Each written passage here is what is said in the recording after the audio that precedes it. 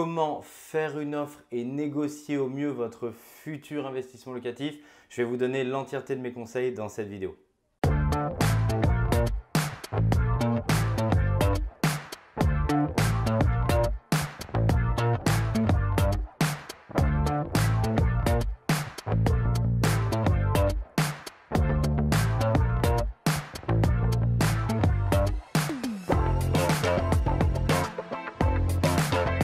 Bonjour à tous, je m'appelle Mickaël Zonta, je dirige la société investissementlocatif.com. Mon équipe et moi-même, nous accompagnons des centaines d'investisseurs par an sur le marché à Paris, ici où je tourne cette vidéo, mais également en Île-de-France où on a des bureaux, à Lyon où on a des bureaux ou à Marseille et bientôt sûrement dans votre ville. D'ailleurs, n'hésitez pas à me mettre en commentaire la ville dans laquelle vous souhaiteriez que demain on soit présent pour vous aider à développer votre patrimoine immobilier.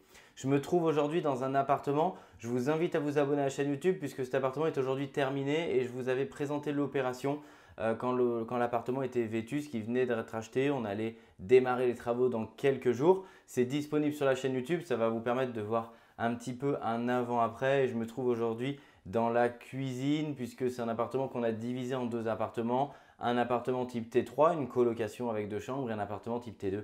On est ici dans la cuisine séparée de l'appartement type T2. Il est très beau, il a été refait à neuf, le client vient de sortir, il est très content, donc moi aussi.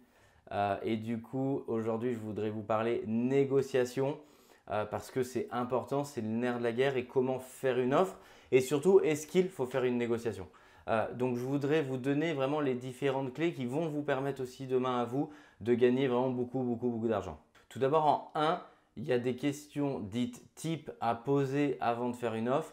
C'est de savoir par exemple depuis combien de temps le bien est-il en vente. On ne va pas être sur la même position si le bien il est en vente depuis 6 mois ou s'il est en vente depuis la veille. Il y aura forcément plus ou moins de concurrence et on va faire une offre plus ou moins haute ou plus ou moins basse dans un sens comme dans l'autre. Donc comprendre depuis combien de temps il est en vente.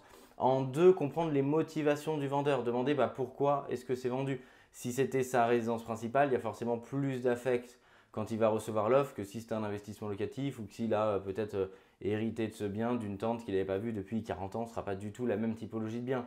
Du coup, essayez vraiment de faire de l'empathie et de comprendre les différentes motivations qu'il y a derrière.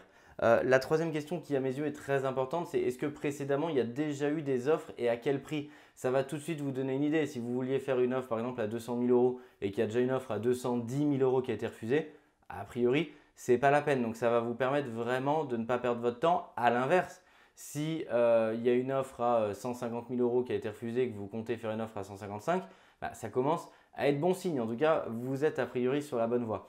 Moi, donc, je résume habituellement vraiment déjà par ces 3 questions. Il y en a beaucoup d'autres, mais pour vous donner déjà le maximum de valeur en un minimum de temps pour avancer et pouvoir faire une offre. Le deuxième point, c'est vraiment il va falloir vous fixer une limite.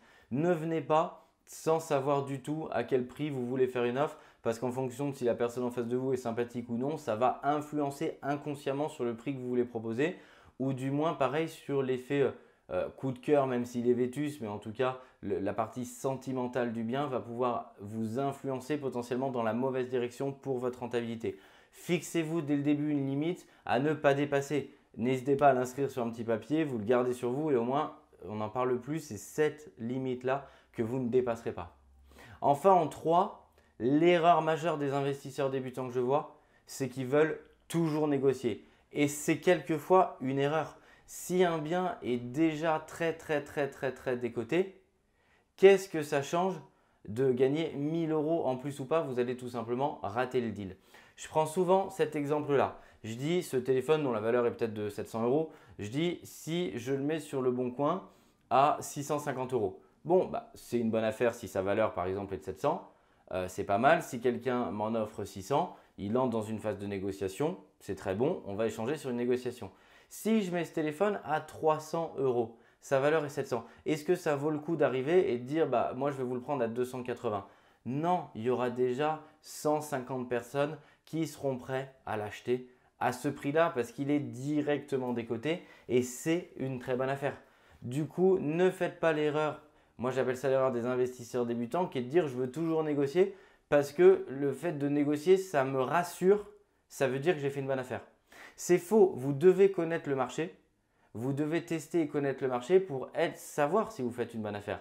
A l'inverse, si le bien vaut 200 000 euros qu'il est diffusé à 250, si vous l'achetez à 220, vous allez peut-être être content parce que vous avez fait une négo de 30 000, néanmoins vous l'achetez toujours 20 000 euros trop cher. Donc ce n'est pas le montant de la négociation qui fait que vous faites ou non une bonne affaire, c'est le prix de la valeur du bien sur son marché en dessous du prix marché qui fait que vous faites une bonne affaire. Et si ce bien arrive directement des côtés, c'est juste une course de vitesse. Nous, ça nous arrive, je n'ai pas les statistiques en tête, mais l'ordre d'idée, c'est qu'il faut bien différencier un bien qui est par exemple au prix ou légèrement décoté sur lequel on va mener une négociation et un bien qui est très décoté sur lequel on n'a pas de marge de négociation. Et ça ne veut pas dire que c'est mauvais parce qu'on n'a pas négocié, au contraire, ça veut dire qu'il est très décoté, qu'on connaît notre marché et qu'il faut foncer. C'est une course de vitesse. Alors j'espère qu'il y a des sprinters derrière la vidéo qui eux aussi font des courses de vitesse et gagnent de très très belles opportunités et quelquefois sans négocier. Et pour autant, c'est une opportunité formidable. Enfin, pour terminer, je voudrais vous donner un conseil qui est celui de quand vous devez négocier, quand est-ce que vous devez le faire. Est-ce que vous devez le faire direct en visite ou est-ce que vous devez le faire après par email ou par téléphone? Il faut tester votre vendeur. Il faut lui demander à quel prix potentiellement vous souhaitez le vendre. Testez pour voir tout de suite s'il y a une marge de négociation qui s'instaure ou demandez-lui très franchement quelle est la marge de négociation. Au maximum possible, essayez d'entrer dans une phase de négociation en direct. Vous avez la personne sous la main si vous voulez ce bien, bien entendu, sinon ne négociez pas quelque chose que vous ne voulez pas acheter. Si vous voulez acheter, vous l'avez sous la main, c'est plus facile, c'est plus rapide et vous avez plus de chances d'obtenir le bien que si vous rentrez, vous faites une négociation, il y aura peut-être une offre juste derrière vous. Donc c'est mieux quand vous tenez votre vendeur et que vous l'avez sous la main, gardez-le. Je vous invite à vous abonner à la chaîne YouTube pour avoir l'entièreté de mes conseils en vidéo et je vous invite à mettre en commentaire donc également est-ce que vous négociez ou pas et est-ce que ça vous a permis quelquefois d'acheter au prix sans négocier et de faire une magnifique opportunité. À très bientôt, ciao.